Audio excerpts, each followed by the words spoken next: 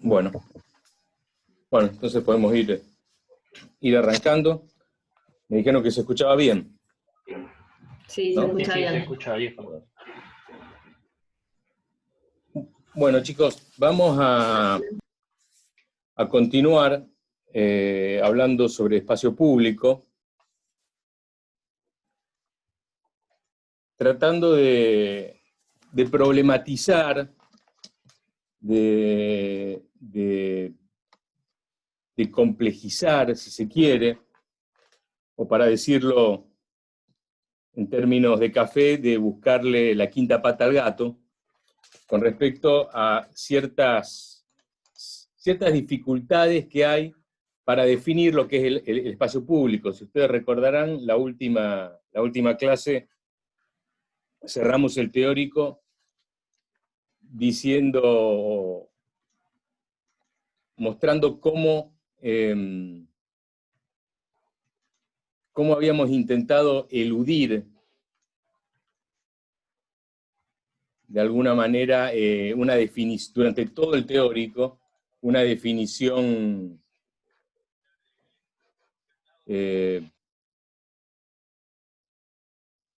contundente acerca de qué es el espacio público.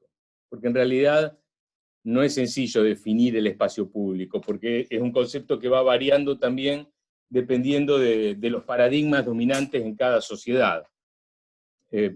Pero bueno, vamos antes de ahora de compartir pantalla, lo que les digo es, si en el caso de que se corte, vamos al segundo link.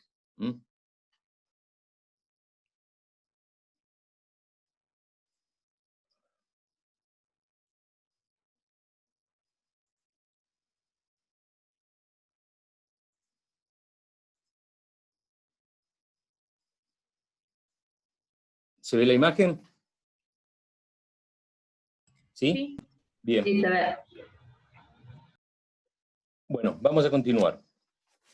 Yo decía que el concepto recién de espacio público era un concepto complicado, y acá prefiero usar la palabra complicado antes que complejo, como decíamos la clase pasada, porque la palabra complejo se usa y se abusa, y en realidad quiere decir algo muy específico, y muchas veces se usa la palabra complejo como sinónimo de complicado, y no significan necesariamente lo mismo.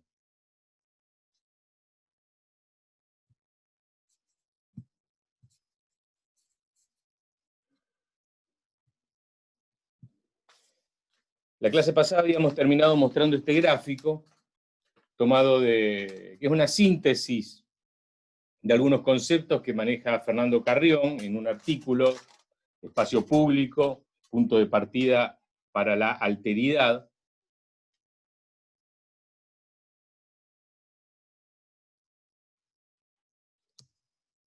Y explicábamos cómo él decía que había tres grandes concepciones acerca de lo que es el espacio público, que provenían de distintos ámbitos.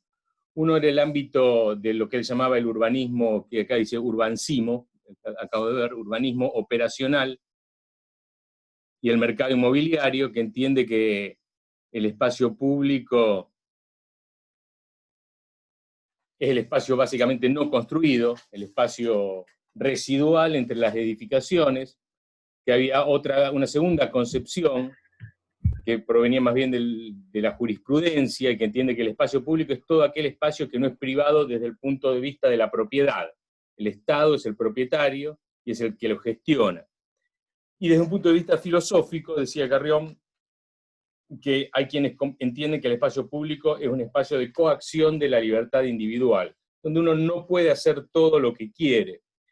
Y él plantea en su artículo una posición contraria a cualquiera de estas tres definiciones de espacio público.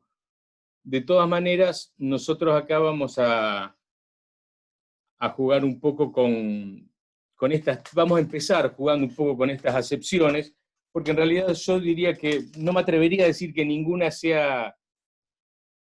que todas sean falsas o erróneas, sino más bien que hay que matizarlas, y que el espacio público es esto, pero también es muchas más cosas. Cuando hablamos del tema del espacio público como el espacio no ocupado, no edificado, vacío, es inevitable remontarnos a este plano que ya conocen, clásico, de Nolli. Estoy todavía admitiendo gente, perdón.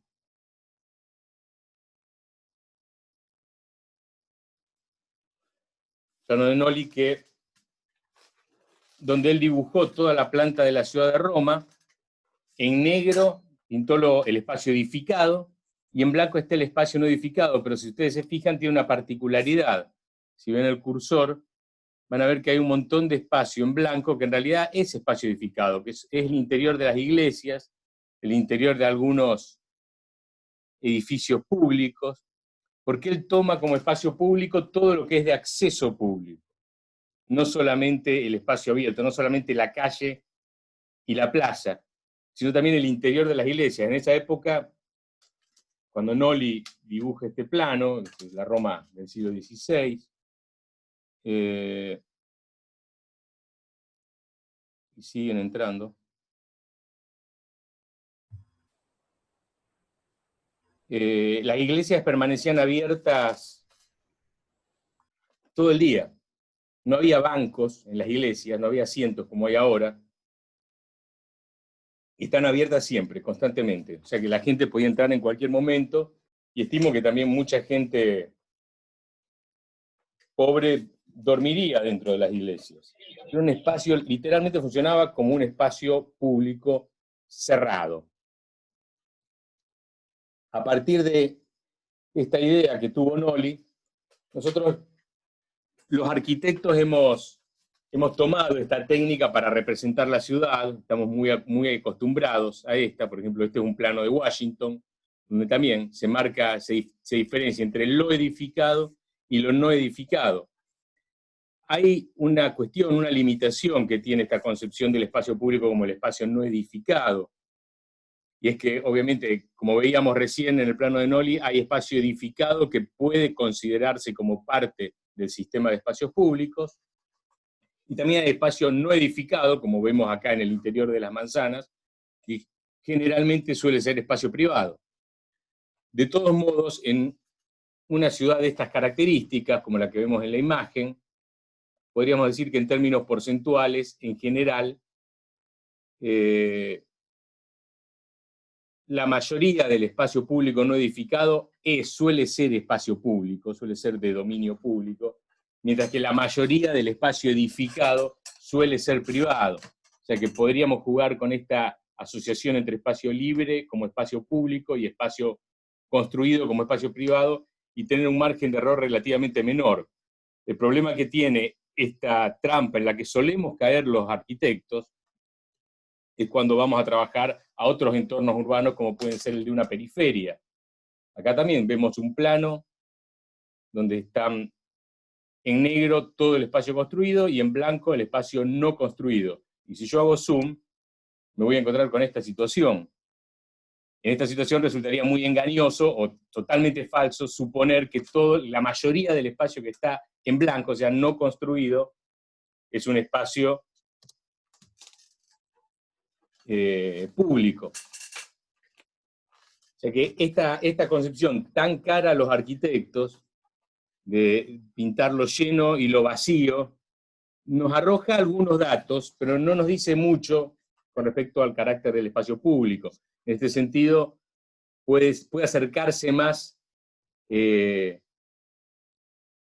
a una idea un poco más precisa, o una cuantificación más precisa del espacio público, un plano del parcelario, donde yo puedo asumir que la mayoría del parcelario pertenece al ámbito privado, y lo que no está parcelado pertenece al ámbito público. Por supuesto, me vuelvo a encontrar con el problema de que hay muchas parcelas que son públicas. Nosotros en la ciudad de Rosario tenemos plazas que están en parcelas, que no abarcan ni siquiera media manzana. A veces hay edificios y equipamientos públicos que bien pueden formar parte de que bien pueden ser considerados como parte constitutiva del sistema de espacios públicos: plazas, parques, calles, paseos, monumentos y equipamientos públicos. Y por otro lado, estos planos tampoco contemplan las variaciones que hay en cuanto al uso de los espacios en distintas horas. Quienes trabajan con esta técnica derivada del plano de Nolli e intentan una aproximación un poco más certera acerca de cómo se usan los espacios urbanos, en lo que se refiere a su carácter público-privado, también empiezan a darse cuenta que en determinadas horas, en este plano nos muestra un sector de una ciudad norteamericana en horas laborables y en horas de cierre de comercios, y se ve cómo va variando qué espacio es usado, está abierto al uso público y qué espacio no. Acá podemos encontrar un detalle.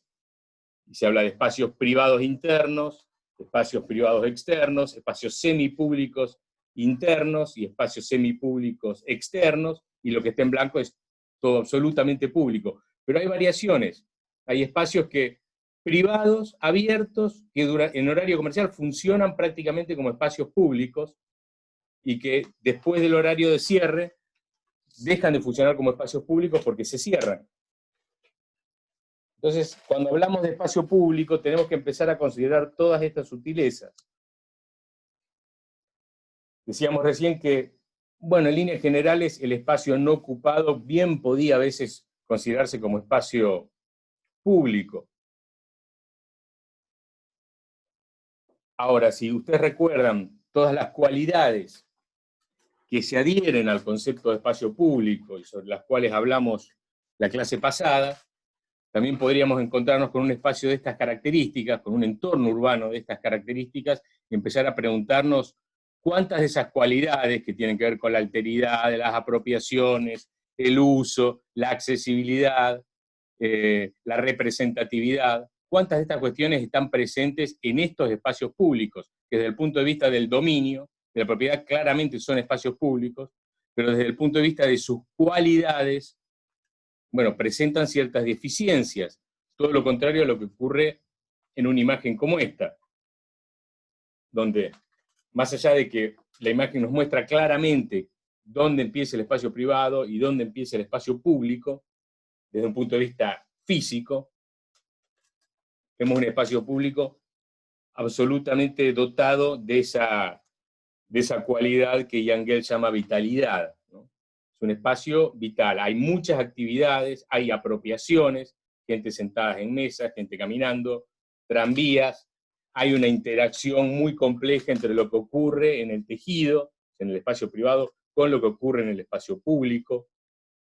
Acá se reúnen muchas cualidades que son fundamentales para analizar, en el fondo, la calidad urbana de un espacio público, más allá del dato espacial físico, que es el que proyectamos de manera directa a los arquitectos.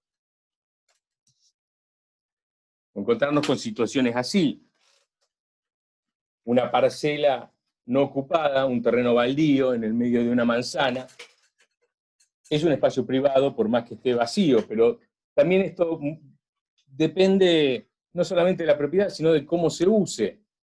Un espacio vacío adentro de una manzana, un centro de manzana en la ciudad de San Sebastián, en España, puede ser utilizado tranquilamente como un espacio público para espectáculos públicos, y esto es un espacio público, es un teatro. O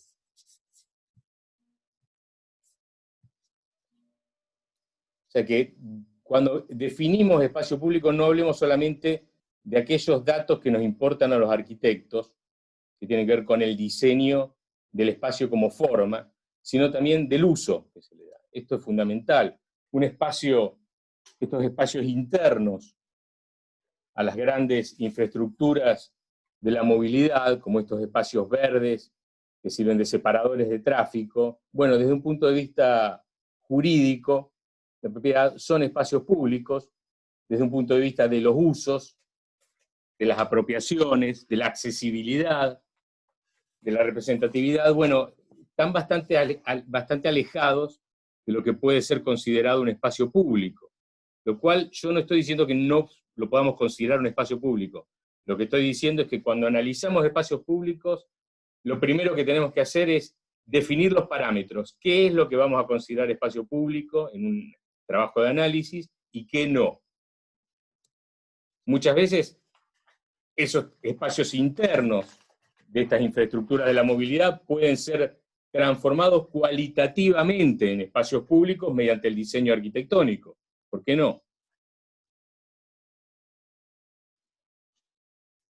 O muchas veces, como mostrábamos en esta misma imagen que mostrábamos la clase pasada, también esos espacios residuales de las grandes infraestructuras de la movilidad pueden ser transformados en espacios públicos cualitativamente, simplemente por el uso, por la apropiación de la gente, ya no por el diseño arquitectónico.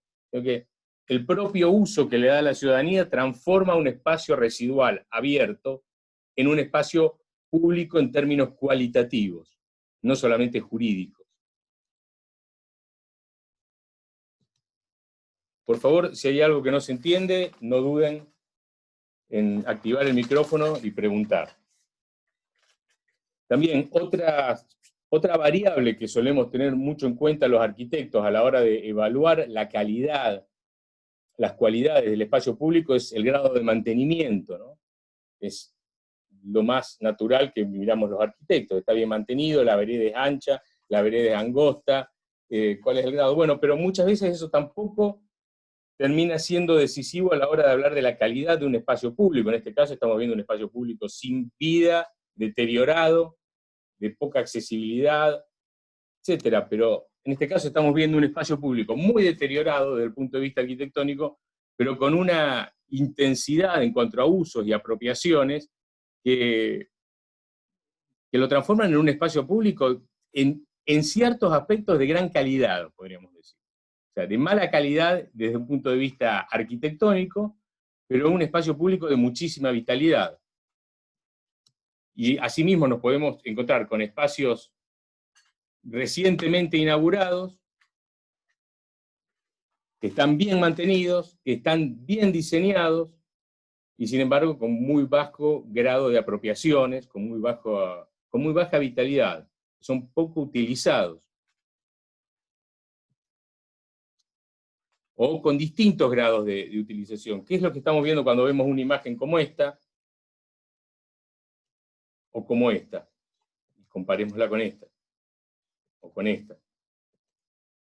Lo que estamos viendo es que muchas veces esa cualidad que llamamos vitalidad en los espacios públicos no depende tanto del diseño del espacio público en sí, del espacio plaza o del espacio calle, del espacio calzado, del espacio vereda, sino del tejido, de lo que ocurre en el espacio privado, que es lo que determina que haya vitalidad en el espacio público, más allá del diseño. O sea que hay un conjunto de componentes que tenemos que tener, a los que tenemos que atender cuando analizamos la calidad urbana de un espacio público. Es su diseño específico, pero también qué es lo que ocurre en el tejido, cómo se dan esas interacciones, porque lo que ocurre en el tejido va a ser fundamental para definir o para garantizar un mínimo de vitalidad en el espacio público.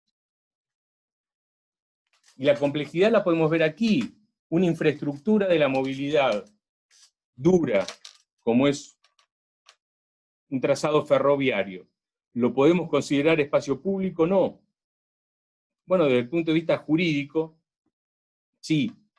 Si el propietario es el Estado, es un espacio público. Ahora, desde el punto de vista de los usos, de las apropiaciones, es un espacio cerrado. Es un espacio público, pero de uso restringido. Su uso está limitado a que pase el tren. No puede ser usado como un espacio público. Sin embargo, nos encontramos en nuestra ciudad, en Rosario, con situaciones como esta. Detrás de la estación Central Córdoba, lamentablemente no encontré una imagen específica, y este no es momento para ir a sacar fotos, pero si ustedes van un fin de semana, un día soleado, se van a encontrar con que la gente usa ese espacio para jugar al fútbol, y lo usaban cuando todavía pasaban con baja frecuencia los trenes, o sea que esporádicamente ese espacio de propiedad pública, pero uso restringido, se transformaba en un espacio público abierto donde la gente iba a jugar al fútbol. O esta situación más extrema y más trágica, como un espacio de uso restringido se transforma en una calle, en un barrio. En este caso, un barrio marginal, que utiliza esa infraestructura como una calle.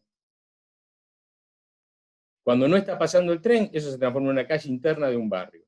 Y se le empiezan a adherir algunas de esas cualidades del espacio público. Por supuesto, un espacio público plagado de patologías, pero espacio público al fin. Y si hablamos de complejidad, también hablamos de esto. El edificio del Consejo Municipal, lo vamos a considerar un espacio público. La oficina del intendente, digamos, el edificio de la municipalidad, es espacio público. Hasta podríamos decir, bueno, yo a la municipalidad, en situaciones normales, no en momentos de pandemia, puedo entrar al hall tranquilamente como si fuera una plaza. Ahora, no puedo entrar como Pancho por mi casa en la oficina del intendente. ¿Por qué? Me van a echar. Sin embargo, desde el punto de vista jurídico, todo es espacio público. Pero ¿cuál es el grado de publicidad que tienen estos espacios? Son más públicos que este, que es un espacio privado, la entrada de una galería, en este caso la Galería La Favorita, que durante el horario de apertura comercial funciona literalmente como una calle peatonal cubierta, como un espacio público, como una extensión de la trama urbana, en este caso de la peatonal Córdoba y de la recientemente remodelada calle Sarmiento. Si estuviéramos analizando el área central de Rosario y tuviéramos que relevar los espacios públicos a una galería así, ¿la consideraríamos como parte del sistema de espacios públicos o no? Y al interior del Consejo Municipal, ¿lo consideraríamos parte del espacio público o no? Esas son decisiones que hay que tomar previamente a un trabajo de análisis. Algunas de esas decisiones en el trabajo práctico ya las hemos tomado nosotros por ustedes y nosotros definimos qué es lo que se considera espacio público y qué no. Pero hay algunas decisiones probablemente que las puedan tomar ustedes. Hay margen para decir, esto lo vamos a dejar afuera, esto lo vamos a dejar adentro.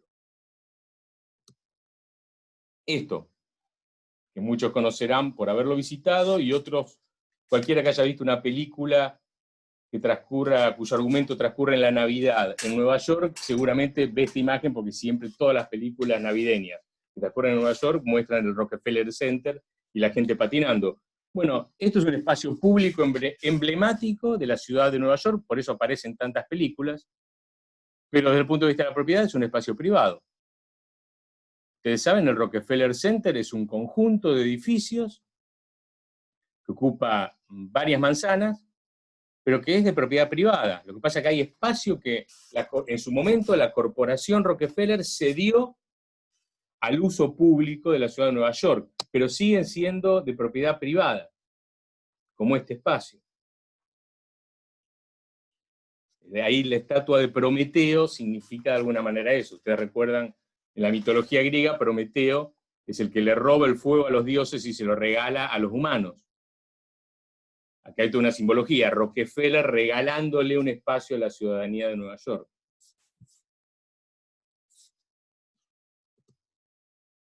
O estos espacios tan ambiguos, que son muy característicos de la ciudad contemporánea, ¿no? Como es el Sony Center en la Potsdamer Platz en Berlín. Es un espacio público, es un espacio privado, desde el punto de vista jurídico es privado, desde el punto de vista del acceso es público, pero en determinados horarios, porque a lo mejor hay determinadas horas en donde se cierra, e incluso esa ambigüedad se traslada ya a la construcción, a las cualidades espaciales de este espacio. ¿Es un espacio cerrado o es un espacio abierto?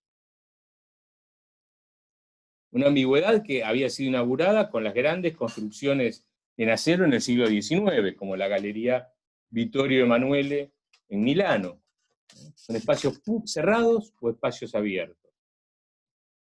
O esta imagen que también mostramos la clase pasada, este retiro que hace Mies van der Rohe en la isla de Manhattan cuando construye el Seagram Building. Bueno, ¿Cómo lo consideramos a esto? Si estuviéramos analizando este sector de la ciudad de Manhattan, ¿lo consideraríamos espacio público o espacio privado? Desde el punto de vista del uso, claramente es un espacio público. Desde el punto de vista de la propiedad, es un espacio privado. Uno podría inventar categorías, que no es inventarlas porque se usan. Podría decir espacio privado de uso público, de acceso público, de acceso libre. O incluso la importancia que tienen determinados espacios comerciales. Antes hablábamos de cómo lo que ocurre en el tejido determina la vitalidad del espacio público. Pero incluso muchas veces muchos autores están trabajando con la idea de que muchos de estos espacios privados son fundamentales para analizar la calidad del sistema de espacios públicos, son fundamentales para garantizar la vitalidad, básicamente. El sociólogo norteamericano Ray Oldenburg acuña un término que es el del tercer lugar, the third place. Y él ahí cataloga estos espacios como bares, que son esos espacios que él los llama el tercer lugar porque son los espacios que están entre la casa, entre el ámbito doméstico y el espacio público o el espacio de trabajo. Es el lugar donde la gente está a mitad de camino entre lo privado y lo público, y él sostiene que esos espacios son fundamentales para promover la vitalidad y el uso constante de los espacios públicos. Y esto también es tomado a veces por muchas normativas desde distintos municipios, que a lo mejor dan más edificabilidad en un terreno con las normativas, siempre y cuando se proyecte el espacio de la planta baja como un espacio comercial, porque alientan la aparición de estos espacios. Acá en esta imagen no es que esté haciendo propaganda de esta compañía, sino que la elijo a propósito, porque el CEO de Starbucks, en su momento, rediseñó la compañía, una compañía que a lo único que se dedicaba en sus orígenes era a vender café en grano, básicamente, y nada más, pero el CEO la rediseñó y tomó como concepto fundamental el concepto de tercer lugar de Ray Oldenburg.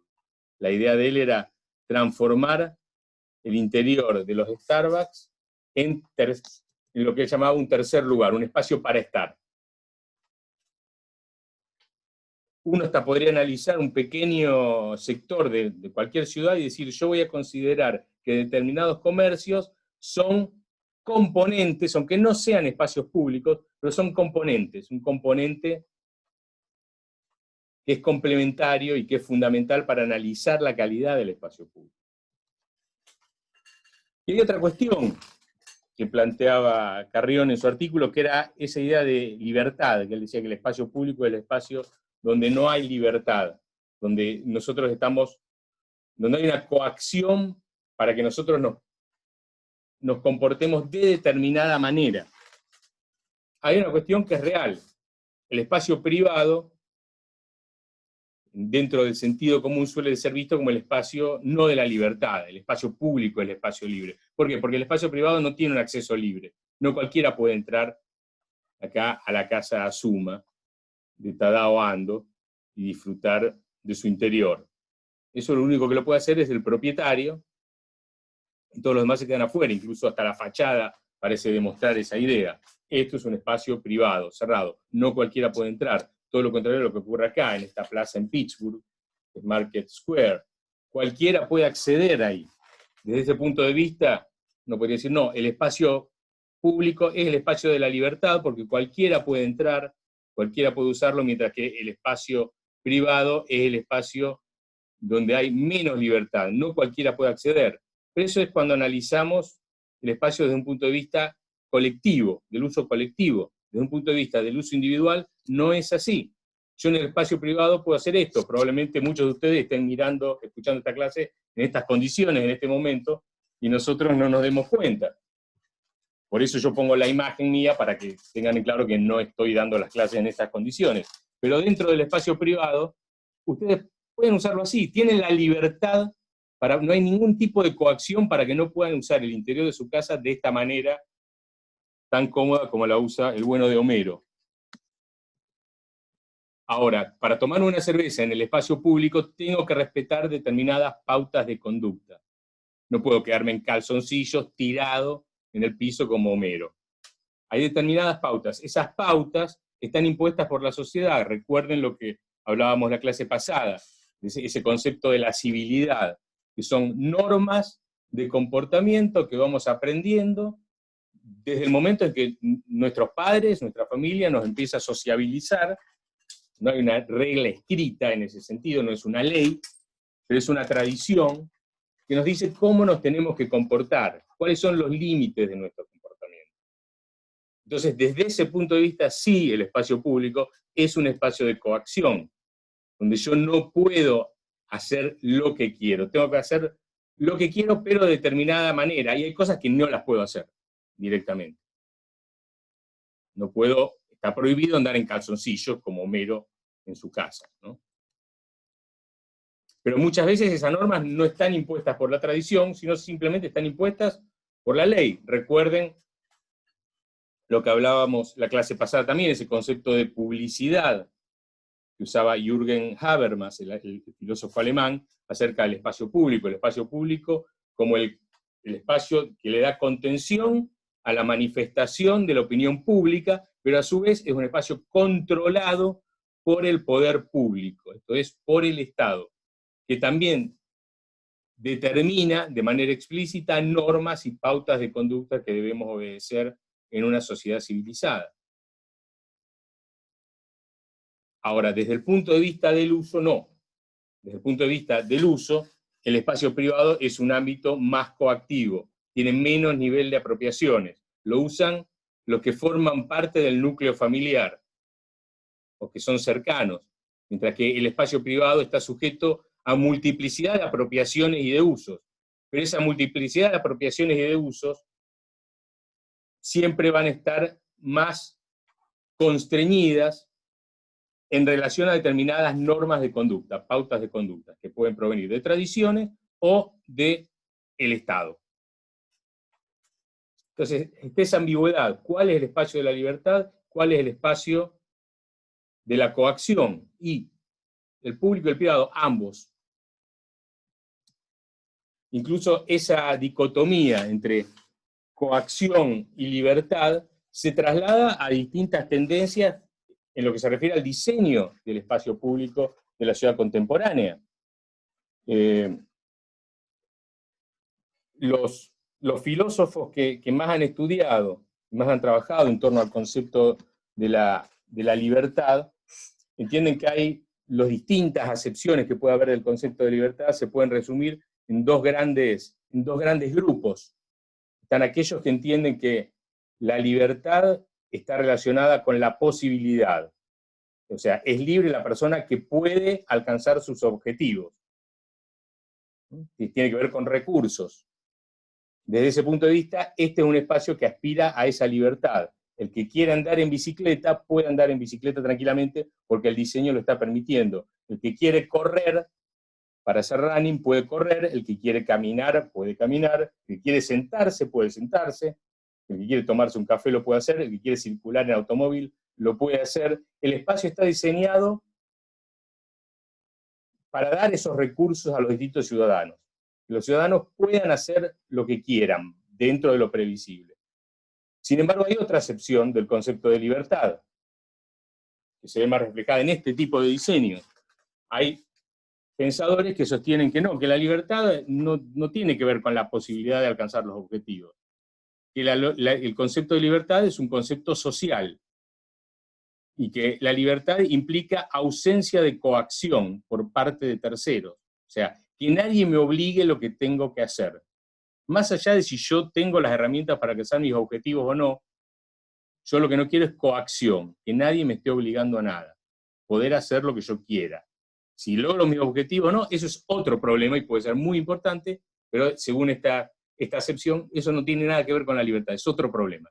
Puede ser un problema de índole económica, pero que no tiene que ver con la libertad. Así hay diseñadores en este momento que piensan el espacio público en estos términos. El concepto, por ejemplo, de shared space, espacio compartido. Un espacio donde no está definido cuál es el espacio para el ciclista, cuál es el espacio para el peatón, cuál es el espacio para el peatón, sino que permite que ese organismo complejo, y acá sí uso la palabra complejo, no complicado, que es la sociedad, se autorregule. Yo doy el escenario y que la gente se autorregule. Que los automovilistas regulen la velocidad, que los ciclistas regulen por dónde van y dejo que la vida discurra. Bueno, son dos formas de entender el diseño del espacio público en cierto sentido antitéticas. Y las dos adhieren a dos acepciones distintas de libertad. Una entiende la libertad como dotar de recursos a la gente para que pueda realizar sus actividades, la otra entiende la libertad como no coaccionar a la gente. Hay que entender una cuestión. Cuando nosotros, arquitectos, diseñamos espacios, siempre estamos coaccionando de manera indirecta. Porque cuando decidimos que la ciclovía va a estar aquí y no va a estar en el otro lado de la calle, estamos coaccionando. Estamos diciendo a la gente, podés andar en bicicleta, pero vas a ir por donde yo digo que vayas. Si querés ir por otro lado, no te dejo. Y no estoy diciendo que una forma de diseñar el espacio sea mejor que la otra. Lo que estoy diciendo es que hay una complejidad aquí a la que hay que atender. A veces puede haber situaciones urbanas en donde es preferible esta aproximación, y a veces podemos encontrarnos con situaciones urbanas donde es preferible esta aproximación.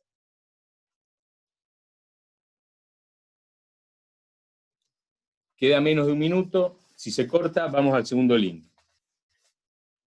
En definitiva, lo que tenemos que entender es que cuando hablamos de espacios públicos estamos hablando de un espacio, sí, acá no voy a decir complicado, voy a decir complejo, que está definido por sus características espaciales, arquitectónicas, pero también por los distintos usos y las distintas apropiaciones y los distintos procesos de territorialización que se dan, y donde hay interacciones complejas y necesarias entre lo que ocurre en el ámbito privado y lo que ocurre en el ámbito público.